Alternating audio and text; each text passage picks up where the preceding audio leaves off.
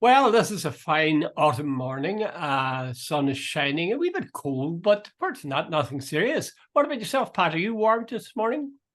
It's one of them morning students. I can look. There's a lake just across from me, and I can see the sun shining on it. But it is a wee bit cold. There's a bit of ice. But Uh-huh. I have a big week this week. You have This the is the something in your launch. hand. Hold that up. Hold that This up. is I. This is War, Peace, and the Derry Journal. a dairy Actually, journal. it's the War, Peace, the Derry Journal, and Pat McGart. More to the point. Okay, we'll be back to that. We'll be coming back to that Yeah, shortly. We just want to skim yeah. through a few of the items of the day and then come back to the serious business. Okay, not content. I'm going to be very critical now. I know you're supposed to be even-handed here, but I just don't see this as an occasion for even-handedness.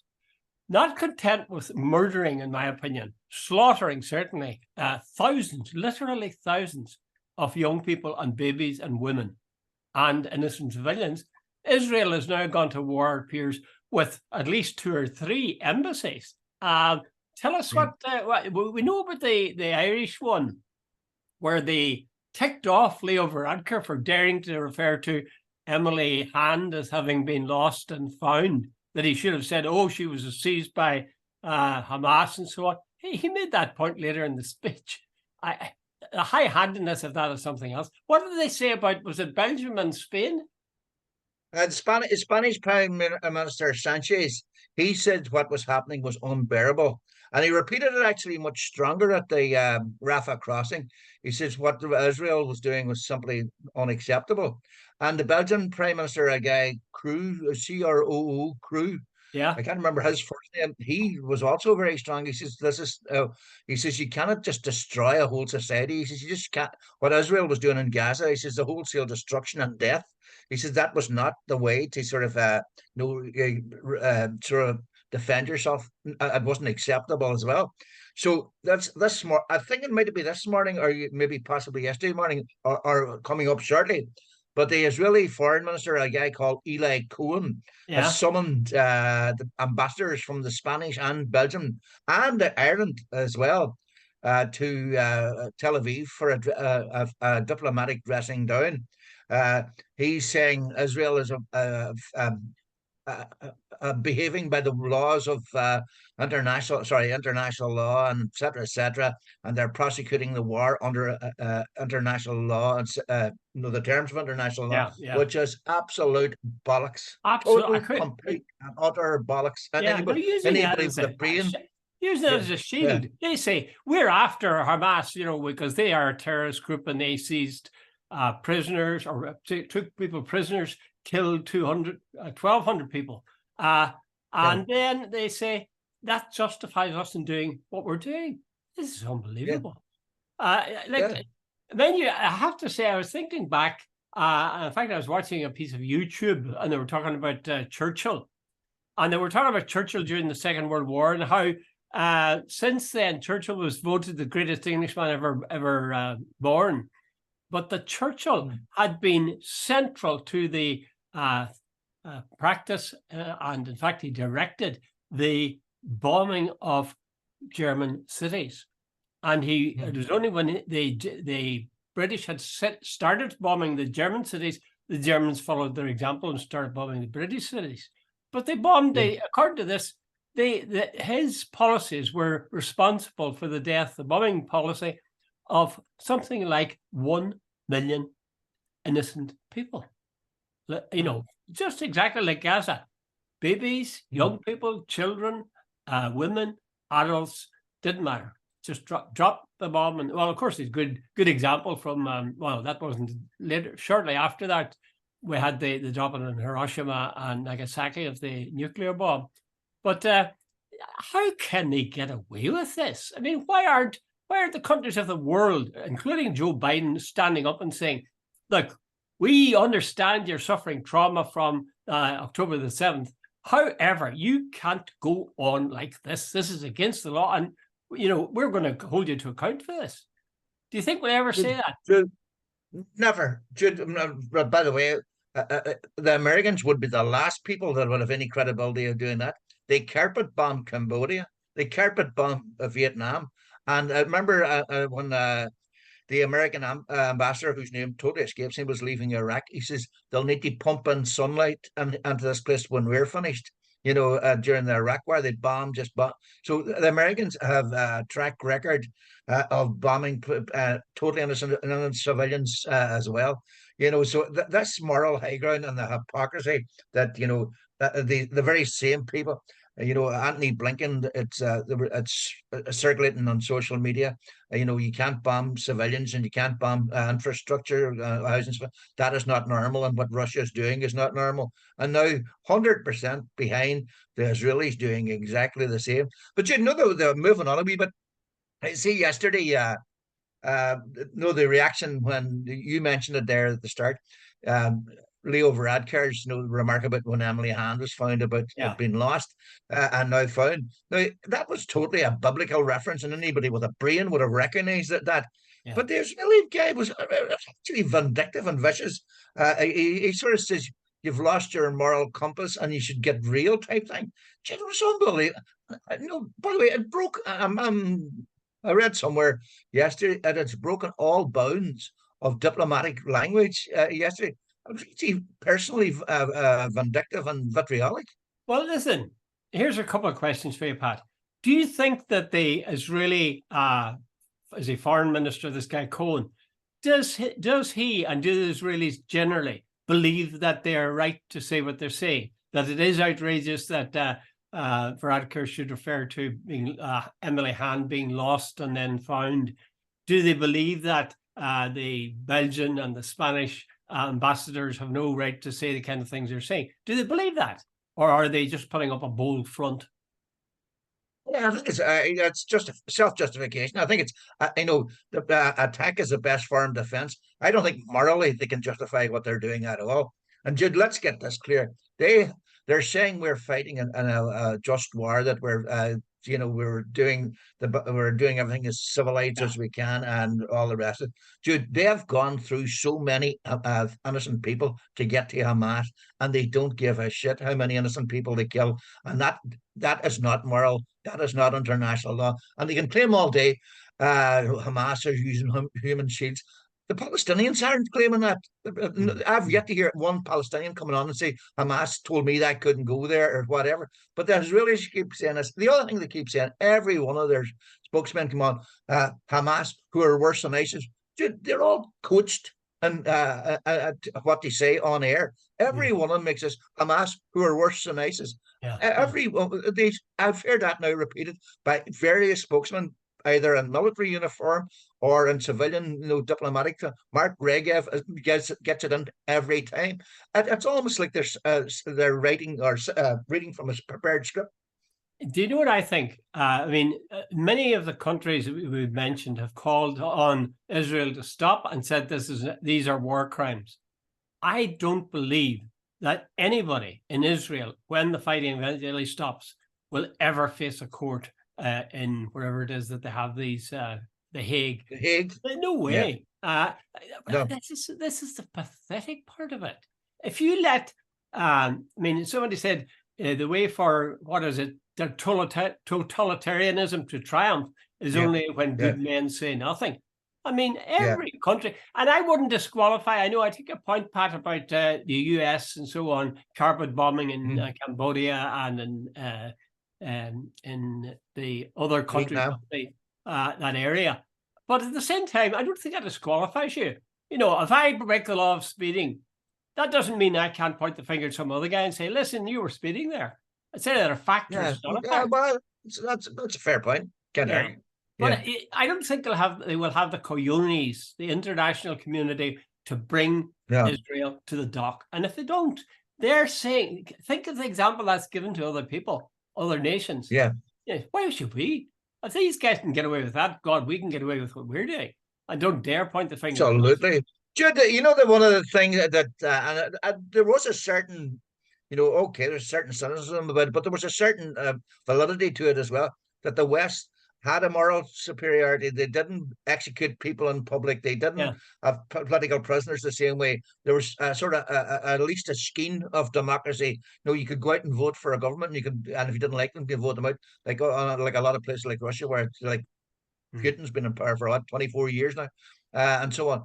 But that day's gone. The first time any American or any Brit talks about condemning Russia, and I'm one of them, I'll be the first to say, don't even bother.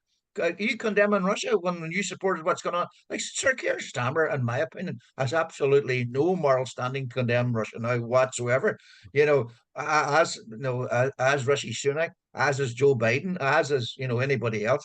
Dude, there's no point in anybody in the Western world now pointing the finger at what's happening other places. Well, Pat, I agree with you to an extent. I agree that they have if they haven't cleaned out their own bar, they shouldn't be giving out about the stink coming from next door.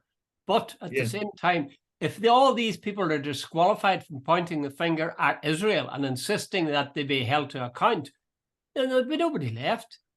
There'll be nobody left. I am not saying the finger shouldn't be pointed, but I'm saying their credibility for pointing the finger is totally diminished. But I would say to people, focus on, all right, accept the fact these people have done terrible things, but that's gone now. Whatever happened is done. We're talking about Israel in the present time and the way that they have slaughtered people. And they cannot wait, they say. Don't forget, as soon as this momentary pause is over, we're going to continue. I think it's so ridiculous. They know in their heart and soul that they'll not wipe out Hamas, but they think that they'll cow the Palestinian people because they're so ruthless in their follow-up. What do you think of Conor? Go ahead. I was going to say, what do you think of Conor McGregor weighing in? This is moving, I know, very quickly sideways to the other big issue that occurred. But it seems to me that most Irish people are more interested in what's happening in the streets of Dublin than they are of what's happening in the Gaza Strip, which is maybe right or wrong. But I suppose when things come near yourself, you begin to think of them as important. But Conor McGregor, the cage box fighter, kickbox fighter, or whatever, has said that Ireland, we are at war, he has said on Twitter, or X as it is called now. What do you think of that? I think the biggest load of rubbish, dude. Absolute crap. We are not at war, dude. There's a you said the last day, the rise of the far right. And probably, by the way, I am not I'm open to correction this, and but apparently Connor's been tweeting quite a lot of this sort of fairly right-wing stuff about he likes Micheál Martin, but he doesn't like Leo Varadkar. I wonder why. You can ask yourself that question very quickly, right? He says, you reap what you sow, and apparently a lot of this he's been very much sort of he's on, or a lot of the people who are around him are tweeting a lot of this English Defence League stuff that Britain and Ireland should unite because we're brothers and keep out these foreigners and all this sort of stuff. So I haven't seen this myself, so I'm open to correction that, and if I've got it wrong, I'll apologise in advance. But to claim Ireland is at war is rubbish, and that we will reap what we sow as rubbish. Jude, there was most of the people out on the streets on last Thursday night were not black people. They were not people of color. They were white young fellas from doing the damage. They did more damage than any foreigner has ever done, or any immigrant has ever done, etc., etc. And see the guy who attacked the wee schoolgirl and her mentor or teacher, or I don't know what two children, there was two youngsters, two children. Yeah, that person is quite obviously seriously mentally ill.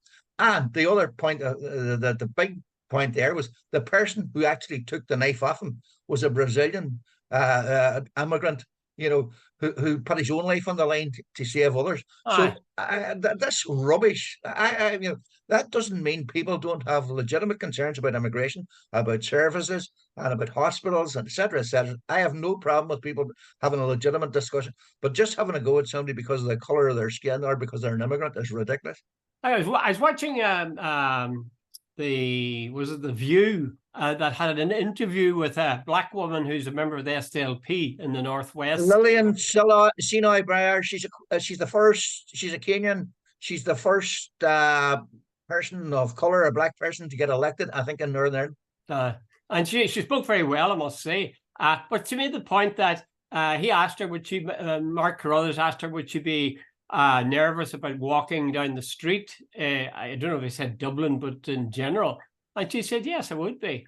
And it's true, you know, they have those people who engaged in that violence, and maybe partly because of the media interpreting it as entirely due to racist feelings. Now, I think there's some racism in there, but as I said last day, but not completely. The result is that certainly black women and black people generally, or people of color, are afraid to be seen alone. And they're told, I think it was the Taoiseach or some of the members of government who said to them, if you're going to go out with some of your friends, have them with you. A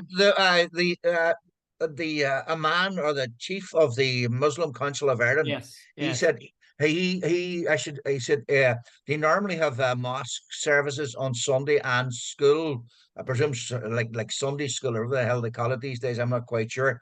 And so, but they cancelled all the Sunday schools in Dublin for Muslims over the weekend. They also advised them not to travel on public transport and not to go walking alone or travel alone. So that's pretty serious. I was talking to my son on the phone yesterday, and he lives in London. And he was saying, we were talking about the events in Dublin, and he knew all about them because they were on the BBC. They were leading the news for Gaza even. And he said, the thing is, most people, whatever about the north of Ireland, the south of Ireland, most people in Britain think of it as a really nice place, and especially Dublin. That they feel that it's everywhere in the world celebrates St. Paddy's Day. So the Irish have a currency there. They have a standing, a prestige, a reputation for being friendly and decent and fun people. And this kind of thing happens, and it really does besmirch our name. I think that we should keep that in mind when these people are being held to account for their actions, not just simply that they have attacked shops, attacked people, attacked cops. They have attacked the reputation of Ireland throughout the world. Big absolutely. Why should the rest of us? This went all over the world. Why should the rest of us be caught up in their stupid, moronic besmirching of the name of Ireland? I mean, I know I sound like a stuffed, what would you call it, Colonel Blimp, but I just feel strongly about that. It's wrong. Given the great, what you would call soft power that Ireland has, anybody who messes with it, any Irish person who messes with it, I think the full weight of the law should come down them quite quickly. Anyway. Right, Jude, hold on. Before we go off this topic, do you, at the weekend, Mary Lou McDonald called for the resignation of both the Minister for Justice, hold on, I'll rephrase that. She said she had no confidence, and I know she might have even went for the resignation, but anyway, she said she had no confidence in either the Justice Minister, Helen McEntee, or the Garda Commissioner, Drew Harris. Now, some people have said that's typical Sinn Féin. They never miss an opportunity to have a bash. Whereas the others, and some of them quite surprising, are actually agreeing with her. So what do you think? Well, I'll tell you a little story. My wife was out for a walk this morning in the sunshine. And when she came back, she's just about 20 minutes ago, she told me she met a woman and was talking, as she knows, and was talking to her. And she was talking about the woman was talking about the rioting in Dublin. And she lobbed into the conversation. And Mary Lou, of course, stirring the pot. Yeah. That's the kind of, in my opinion, that's the kind of uninformed stupidity of people when they start talking about public events. Mary Lou was absolutely right, I think, to call for, well, maybe not to call for the resignation, but certainly for the Justice Minister and the Garda Commissioner to be held to account. They're the people who are supposed to be keeping order. And order clearly broke down for a number of hours in Dublin. And as I say, smeared the reputation of Ireland throughout the world. Where does the buck stop if it doesn't stop with the Minister for Justice and the Garda Commissioner? And we've talked about our Garda Commissioner before. Yeah, but you know the funny thing, the Irish Independent on Saturday basically said the same thing, that Drew Harris was past the sell-by date, that he'd only got 1% of the support from the Gardaí. And be fair to him, Pat, be fair to him. The vote of the Garda Representative Association, there were only 98.7 of them against him. Oh, all right, 1.3. Right. Right. And the other thing is, they said Helen McEntee. Remember, Jude, I had to look it up. There's a guy, Tremonti, I think was his name. He was an American. He was staying on about Store Street in Dublin. He came out one evening in, I think, about July, and he was attacked by what they said a feral gang. Now, the thing about the feral gang was he's they just didn't mug him. They kicked the line out of him. In fact, his injuries were so severe that they said they were described as life changing. So, right, that was a major incident. And then, if you recall, about 200 or 300 far right guys, the first day of the Dáil right commencing, they stood outside. The Dáil went into lockdown. They abused people from all parties, including the two Healy Rays, and people weren't allowed to leave. The Gardaí didn't seem to have a clue this was happening either. But anyway, back to the main point. The Irish Independent on Saturday pointed out that there was plenty of indications that things were happening, and if the Gardaí had been paying social attention to social media, that these things were going on. And they were basically saying, Helen McEntee went around saying Dublin is safe, and they said she overplayed it totally. The Gardaí have been warning the minister for a long time. They are insufficient numbers in Dublin, that parts of Dublin are not safe, and that the parts of Dublin have almost been seceded to the, what do you call it, Jude, the feral gangs. Now, against that background, Mary Lou's criticism is totally legitimate. Yeah. I mean, I think it'd be fair to say, and we'll not spend too long on this, but it'd be fair to say that Drew Harris hasn't earned his annual pay of 250,000, more than 250,000 quid, something like 277 euros, 277,000 euros each year. Yeah. I mean, if you've got if rioting happens under your watch, if 98.7% of the people who you're supposed to be in charge of think they want rid of you, and if you're telling me now that Indo was coming out and saying that they need to do a check of himself, I would say his day is done. But knowing the reason I reference Indo, as you well know, that is no lefty liberal bastion of media, is it? Yeah, far from it. So I'd say he's surrounded on all sides. Okay, let's move quickly to more important matters. Last night, I didn't wait up for it, but you probably did.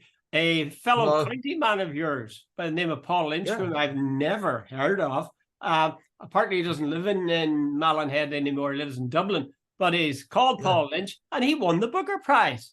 There was two Irishmen in the final shake-up of 6, and he was one of them, and he won it. So good luck to him. Yeah, it's a dystopian image of Ireland in the future. Thanks a lot. I can hardly wait to read it.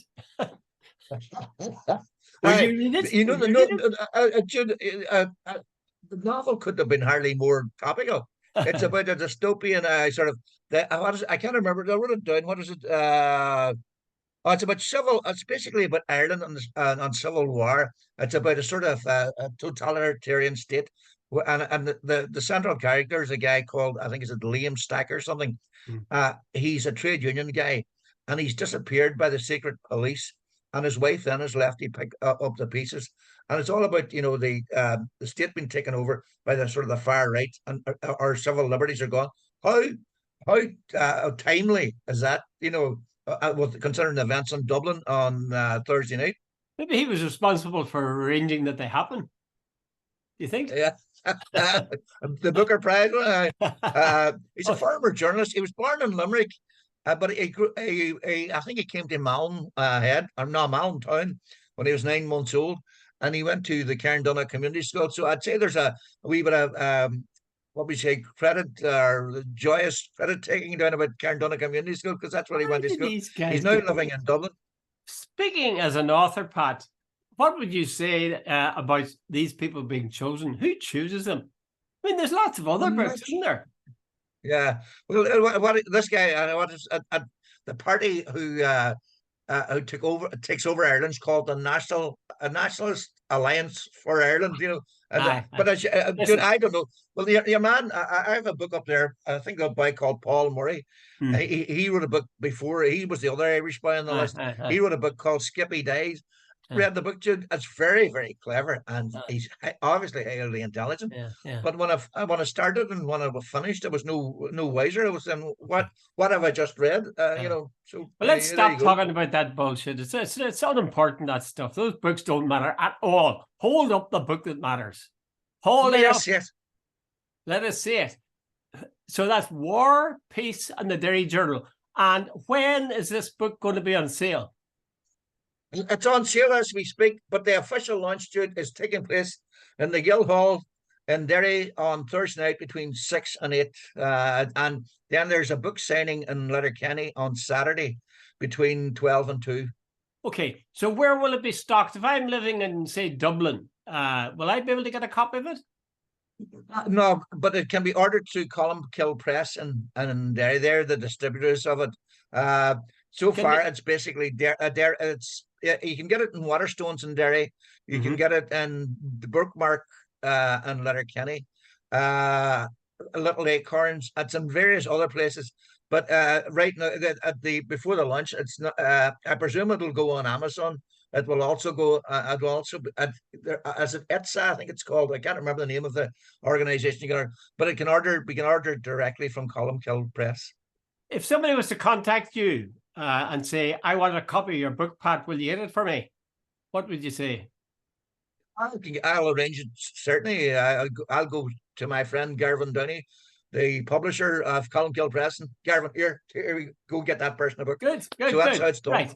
So it's War. What was it again? What was the title? War, Peace, and the Derry Journal. Basically, it is.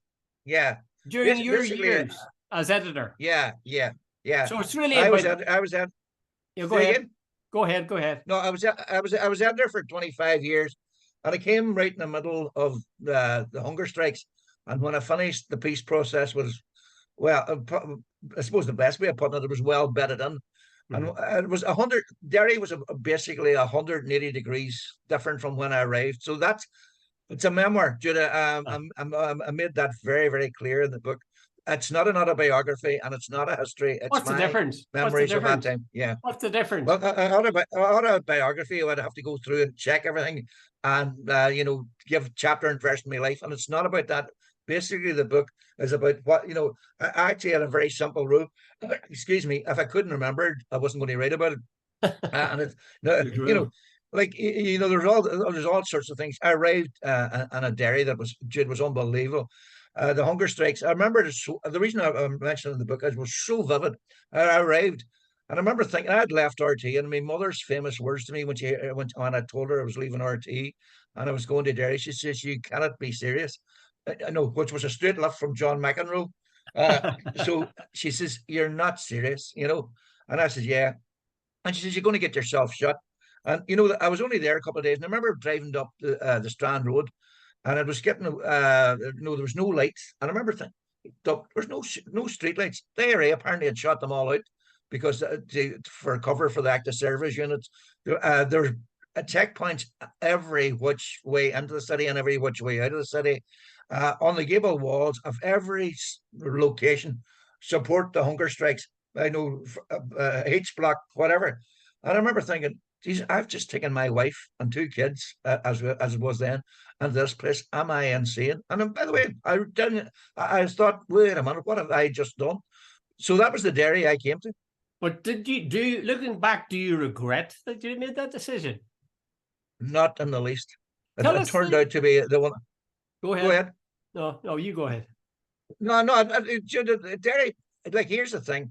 I grew up in Letterkenny, and I've said this a million times. My dad was a news junkie, and I think he, by osmosis, he transferred that to me. He listened to the news when he got up in the morning at 7 o'clock. Before he left, he listened to the headlines. He came back at dinner time, and he would put on the RT news, and he would listen to the headlines before he left. He'd come in at 6 o'clock, and he'd put on the 6 o'clock RT news, and he used to put on the BBC 9 o'clock news. And then maybe before he go to bed, he'd get the RTE headlines, and he would buy 2 papers a day. So I took all that in. So, and I was listening to all this, what's happening. I was living in Letterkenny and Derry, 20 miles apart, two different worlds. Letterkenny, a backwater town, peaceful. You walk down the street, you met the local guardian. He says, "Yes, Jim, how's it going?" Walk up a street or go 20 miles up a road, and the police were running around with guns looking out the window, or British Army guys with machine guns out the window. Of all the events that happened during that troublesome time, why did you select the ones? I presume you selected particular ones for attention in the book. Why did you choose those? And does one of those jump out at you immediately? You think of it immediately? The hunger strikes was a big thing, a massive big thing. But I was there for, I concentrated more on the person. I see, I decided I was not going to write the history of the hunger strike. I was not going to write the history of anything. I was going to write the sort of the, not even the history of me, but my memories. So I concentrate more on the I concentrate on my dealings with John Hume. I concentrate on my dealings with Martin McGuinness. I concentrate on my dealings with Bishop Daly. I tell all the different stories about how the relationship and over the years and the rows and the fun, the crack and whatever. And it's basically I'm telling a story. Like when I arrived in Derry, Martin McGuinness was, what would you say, the Che Guevara of our age. He was iconic, you know, the warrior king. One of our staff, Sean McLaughlin, used to refer to him as the boy general, and that's the name I give it, because he was only about 32, 30, but he was world famous. Jack Higgins mentioned him in one of his books. I think maybe I can't remember. You know, the famous author. Like John Hume was a Nobel Prize winner, man of the century, the leader of the SDLP. He could ring up presidents and prime ministers. I remember one day in the office, something happened, and he rang up Ben Bradley of the New York, was it Washington Post? You know, he had that sort of influence. And Bishop Daly was like an icon across the world. You know, that famous stuff, the hanky with the bloody hanky and Bloody Sunday. Yeah, like here was this Derry, wee small city on the northwest corner of the island of Ireland, was punching way, way above its weight. Jude. It had people that had international world name recognition, and you were dealing with them day and daily. And Derry and the other way, and you look at it on the 5th of October, that's where the trouble started. And in a strange way, that's where it ended. Because when you consider the fact Gerry Adams used to come down to John Hume's house on West End Park, and that's where they had a lot of the meetings for the Hume Adams, which was without question the basis for the peace process, you know, the successful peace process. You know, so Derry was there at the end as well. Sorry, at the time, did you know that these meetings were taking place at the time? No, but I was aware of something going on. But anyway, one day John came down. This is 100% true. John came down one day, and at that stage I'd learned of the Hume Adams, and I says, "John, how's the talks with Adams going?" And he came out with a great line. He says, "Hey, well, it's like this, Pat." He says, "Adams says if the man up the street is happy, he's happy." And I didn't have to ask who the man up the street was. What he meant was Martin McGuinness. So that told me a lot about the status of Martin McGuinness and the Republican movement. That if Gerry Adams says if Martin's happy, I'm happy. Did you come under any pressure when you were reporting events, Pat? As you delineate them in the book, was there pressure on you? I mean, obviously there was pressure in terms of deadlines, but was there pressure to report some events and not report other events, or? Oh, there was, like I got into a terrible very early on. See, the Derry Journal was when I arrived there, and I can take some credit for some and maybe not for other bits, but the point I'm making was when I arrived, the Derry Journal was like the Catholic Church at prayer in a strange way. It just reflected the nationalist community, and it was very conservative, very reflective of sort of middle class values. You know the old saying about John Hume and the SDLP, they were almost like the Alliance Party, middle class, middle aged, and middle of the road. That's right. And that was, you know, and that was true. And I remember I wasn't there very, very long. In fact, about a month or so, I came to the conclusion, wait a minute, the Derry Journal's out of touch with the hell. It seemed to reflect the views of the nice professional classes, you know, the doctors, the lawyers, the 11 plus guys, you know, boys like you know, it didn't, you know, the big housing estates, places like Gallia, 80% unemployment, the Bogside, much similar, no jobs, no prospects, very little education attainment because there was no prospects of getting breaking the system. And I remember thinking, there's something not right here. And I don't remember who told me to, but I remember somebody came and said, Pat, see if there's an election tomorrow. By the way, remember Sinn Féin weren't taking part in too many elections. But he says, I remember somebody saying they would easily get 35% of the vote in the big estates. And that turned out to be 100% accurate. Mm-hmm. So I remember I said, look, I came up with the policy. I don't care whether it's Martin McGuinness, John Hume, Bishop Daly, Gregory Campbell, whichever is the best story that week is going to be the lead story. And I think for the first time ever, Gregory Campbell got the lead story, and there's a massive row in the journal. But are we giving prominence to people who are, inimical to our community type thing, Yeah, but in fact, your policy paid off from what you told me at an earlier time by focusing on the big numbers of people who weren't represented in the newspaper traditionally. Yeah. This increased sales. Pat, do you feel like they often compare a book to having a child? Do you feel that their labours are over? Do you feel that you've somehow finished something and you have an achievement, and it's a relief that you have achieved it? Yeah, Jude, I'm really glad I got it done. And my dear missus, who stuck with me through the whole thing of it, she says, I'm really proud that you've finished it. She says, I've nothing else. And this is true. It's there for a record for my own fan. Dude, I've never sold a copy. I don't give up. No, that's not true. I've sold quite a few already. Yeah, but and it's doing. I hope it's doing well. And as far as I know, there's been several repeat orders by various places. Good. So Good. That's nice. But I'm talking personally here now. Subjectively, even for my own family, it's a record, and I'm glad it's on the record. And it might, maybe years from now, Garvin Downey, who's the publisher, saying, Pat, it'll be a first source for a hell of a lot of people for years to come. How much does it cost? It's 20 quid. Okay. Now, remind us again where it's being launched in the Guildhall and Derry on Thursday. It's being launched in the Guildhall and Derry on Thursday night between 6 and 8. And it's been on a bookmark at Letterkenny Shopping Centre at the Port Road on Saturday between 12 and 2. Hold it up again till you see it. Hold it up till you see it. All right. Who are the people on the front of it? Quickly now, because the time's nearly up. Right. Who are the people? It's Garrett Fitzgerald, John Hume, and Peter Barry. Three big, heavy beasts from the Troubles. It's your timing is perfect for Christmas, Pat. It really is, because that would be a perfect Christmas. A lot of people who are interested in politics and interested in those big people would be delighted to use that as a Christmas present. So if anybody, if you don't want to read it, well,